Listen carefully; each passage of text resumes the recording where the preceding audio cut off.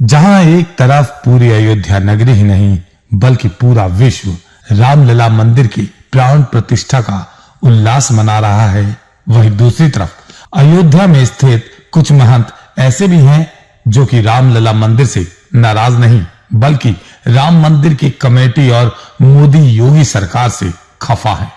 वजह आप खुद सुन लीजिए।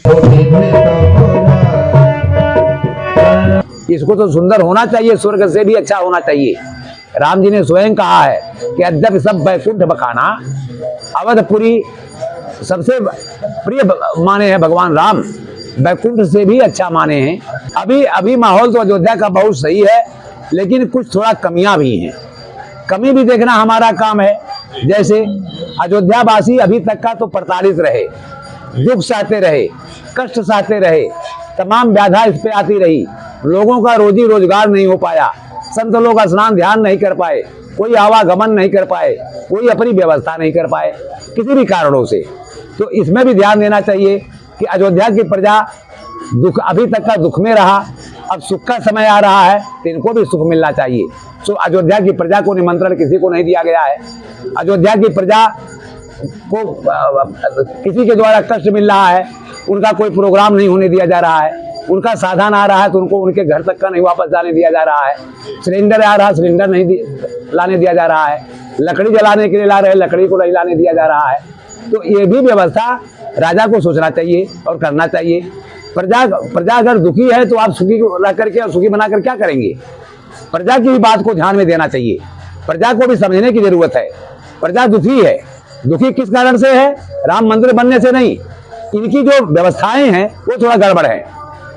पब्लिक अपने स्थान से दूसरे स्थान पे आ जा नहीं पा रहा है, कोई पब्लिक कहीं से आ जा नहीं पा रहा है, जगह जगह प्रतिबंध लगा दिए हैं। तो आखिरकार में आदमी अपना दिनचर्या कैसे करेगा? इसको भी विशेष ध्यान देना चाहिए। हमारे यहाँ देखिए, हम प्रोग्राम हर साल करते हैं, हमको हमारे टेंट को नहीं आने दिया गया, हमारी लकड़ियां नहीं आने दिया गया, हमारे पात्र आने हैं जिनमें खिचड़ी वगैरह बनता है वो नहीं आने दिया जा रहा है। अब ये सब थोड़ा इसको भी सोचना चाहिए कि दुख की बुनियाद पर सुखी बनाना कोई अच्छी बात नहीं है। जनता सुख है तभी प्रजा सुख है, लेकिन कुछ कारणों से जनता दुखी भी है। यहाँ एक रोजी रोटी कोई नहीं कमा पा रहा है, इसको भी ध्यान में देना चाहिए। सभी चीज होते हुए लेकिन जनता का भी ध्यान में देना चाहिए, और जनता का ध्यान नहीं दिया जा रहा, ये दुख की बात है। ये भगवान की बनाई हुई चीज है और इस पर सबका अधिकार है, सबको रहने का जगह होना चाहिए। लोगों को तोड़ दिया गया है, छोटे छोटे मुआवजे दे करके और उनके घर को विहीन कर दिया गया है। ये सब तो नहीं ठीक है, क्योंकि आप राजा का काम है बसाना, आपको काम है उजाड़ने का उजाड़िए, लेकिन पहले उनको बसाइए। गौ हत्या बंद करिए, लेकिन पहले गौशाला खोलिए। नोट बंद करिए, लेकिन पहले नोटों घर में पहुंचा दीजिए। व्यवस्था आप पहले करिए, आप जो करते हैं करिए, गलत नहीं है, लेकिन पहले व्यवस्था बनाइए। जनता बेचारी जमीन पे न रहने पावे, कहाँ रहे? आपके वीआईपी लोग आ जाते हैं, वीआईपी में जनता कहाँ चली जाए? घर में कैद हो जाती है वीआईपी के आने में। यानी वीआईपी ही खाली एक अधिकारी है, जनता अधिकारी नहीं है। जनता के भी दुख को समझने की बहुत जरूरत है। अगर जनता के दुख को नहीं समझ रहा है तो शास्त्र वेद कहता है कि जो अधिकारी बन रहा है वो नरक के भागी है, अगर जनता दुखी है। जनता को सुखी जीवन देने के लिए आपको पद दिया गया है, न कि आपको दुरुपयोग करने के लिए। वही जनता आपको पद देती है, उसी जनता के ऊपर आप प्रताड़ित करते हो। वही शासन प्रशासन उनको प्रताड़ित करती है, गाली देती है। वो दुकान अगर लगा दिया तो गाली देकर के बात करते हैं, डंडा मार के बात करते हैं। हम कहते हैं शायद थोड़ा सा आपको जो है पानी लाना है तो पानी हमको नहीं लाने दिया जाता है, करके क्या पिए? हम टॉयलेट जाते हैं, हमारे पास टॉयलेट नहीं है, टॉयलेट जाते हैं, टॉयलेट नहीं जाने दिया जाता है। टॉयलेट कहाँ जाए? कोई सामान लाते हैं तो मुड़े तो लाद के ले आएंगे नहीं, कोई वस्तु लाने नहीं दिया जाता है। ये सब क्या क्रूरता है? अगर दुख के ऊपर आप खुशी बना रहे हैं तो आप खुशी बनाइए, हमको ऐसे खुशी की जरूरत नहीं है, क्योंकि हमें तो अब जनता का दुख दिख रहा है। अयोध्यावासी सब दुखी हैं। पहले अयोध्यावासी का भी सोचिए, किसी एक अयोध्यावासी को निमंत्रण मिला है? खाली नात बाद रिश्तेदार जो है उनको मिला है, जो वीआईपी है उनको मिला है, बाकी किसी साधारण व्यक्ति को मिला है? हमको नहीं मिला। कई ऐसे लोग नहीं मिला हुआ है। तो यानी अयोध्या के निवासी ही वंचित रह जाएंगे? बिल्कुल वंचित है। अरे आप कैसे वंचित होंगे? आपको घर में कैद कर दिया गया है, कोई सामान आ नहीं सकता, कोई सामान जा नहीं सकता, आप बाहर नहीं जा सकते हैं, तो वंचित नहीं हो गया और क्या हो गया? अरे अयोध्यावासी को दुख देकर के और जो सुखी बनाया जा रहा है। तो बनाइए।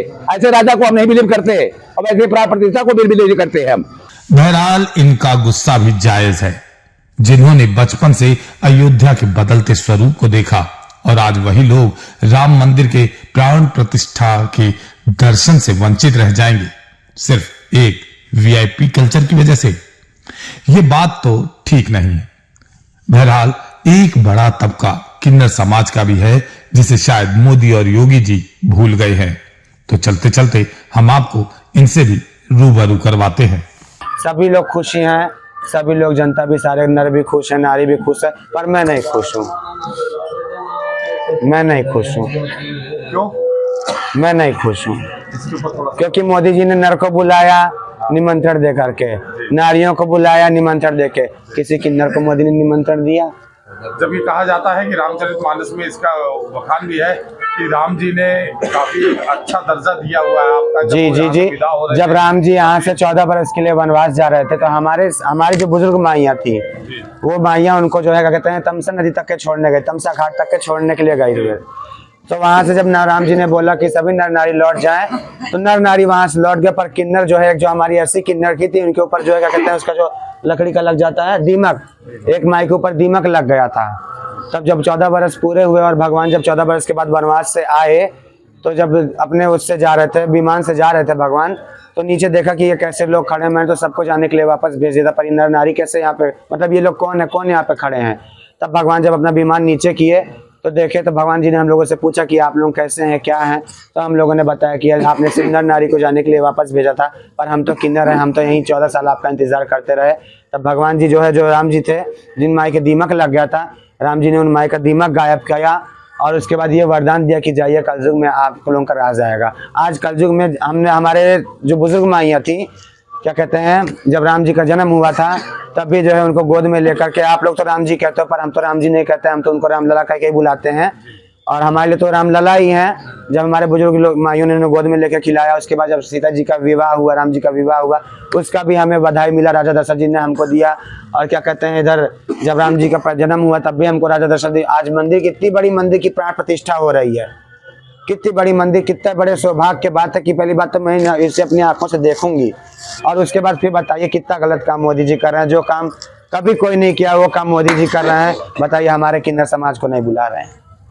एक छोटा सा सवाल है, हो सकता है शायद आपको बुरा भी लगे, कि जहां तक आज तक मैंने जहां भी देखा कि जहां भी मंदिर और इस तरह का प्रतिष्ठान होता है, वहाँ पे आप लोगों का समाज थोड़ा सा दूरी रहा है। कभी हमने जी नहीं ऐसा कुछ भी नहीं है। हमारे अयोध्या फैजाबाद में खूब है। देखिए, मैं तो यही अयोध्या फैजाबाद की रहने वाली हूँ।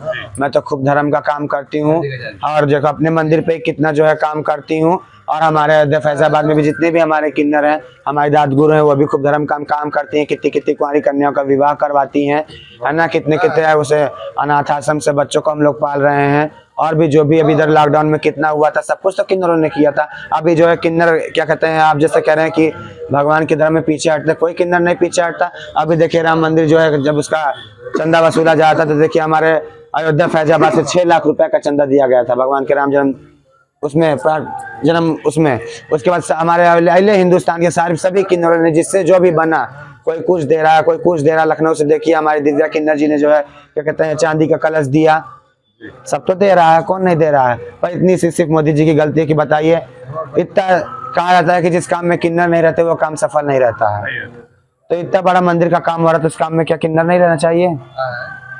तो मेरी तो मोदी जी से यही गुहार है कि मोदी जी हमको आवे और बुलावे या ना बुलावे, हम तो बिन बुलाए मेहमान है, हम तो जाएंगे तो जाएंगे। पर मोदी जी से इतना कहना है कि 1 रुपए की निछावर दे, चाहे 50 पैसे की निछावर दे, मेरे राम जी की निछावर हमारे अयोध्या के मालक धनी, हमारी साहिबो सरदार, हमारे पिंकी दादी के गोद में डालें। ये मेरा कहना है माननीय श्री मोदी जी का। जी जी, हम लोग तो खूब उत्साहित से जाएंगे। और क्या, हम अब कैसे बताएं कि हम लोग कैसे जाएंगे? ये तो 22 तारीख को ही पता लगे कि हम कैसे जाएंगे। अपने स्वर में कुछ गा के ही बता दीजिए कैसे आप हाय मेरे राम जी आने वाले हैं, जन्मे हैं श्री भगवान, अवध में बाजला बधाई, बाजला बधाई सखी और सहनाई, बाजला बधाई सखी और सहनाई, जन्मे है श्री भगवान, अवध में बाजेला बधाई। ये तो परंपरा चली आ रही है। जब इस परंपरा को कोई नहीं टाल पाया तो हमारे योगी मोदी जी कैसे टालेंगे। मुझे गर्व है योगी जी के ऊपर और मोदी जी के ऊपर कि वो हमें जरूर नेक देंगे। जय श्री राम। सबसे अहम सवाल ये उठता है कि जब रामलला सभी के हैं तो फिर इस तरह सरकार का रवैया कहां तक सही है। कृपया करके आप हमारे कमेंट बॉक्स में अपनी राय जरूर दें और वीडियो अगर आपको पसंद आती है तो इसे ज्यादा से ज्यादा शेयर, लाइक और सब्सक्राइब करें। धन्यवाद।